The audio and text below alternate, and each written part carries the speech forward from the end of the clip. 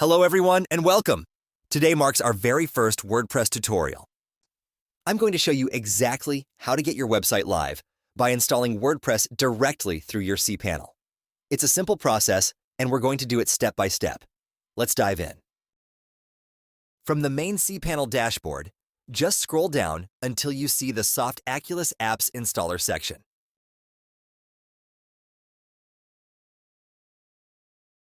Locate the WordPress icon and give it a click.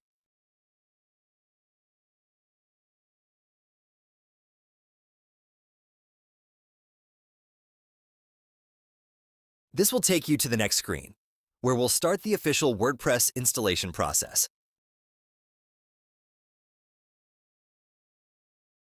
Find the Install Now button and click it to get started.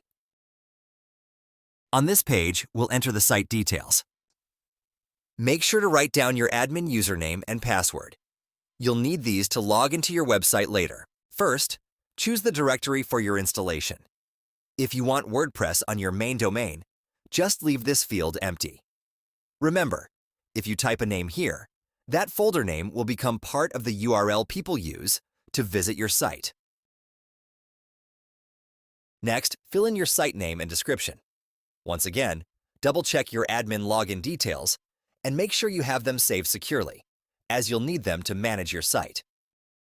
And just so you know, don't worry too much about the site name, description, or even the admin email right now. You can easily change all of those settings later from your WordPress dashboard once we're logged in.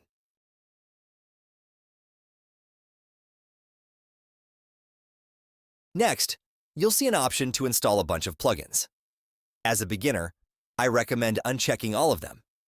Keeping your dashboard clean is important, and you don't want to add unnecessary noise or tools you won't use yet. Just remember, if you leave them checked, the system will install them by default, so take a second to clear those boxes now. Finally, select your preferred language and give your information one last look to make sure everything is correct. Once you're satisfied, scroll to the bottom and hit that Install button. Once the installation is complete, you'll see two links. The first one takes you to your live website as a visitor, and the second one is your administrative URL.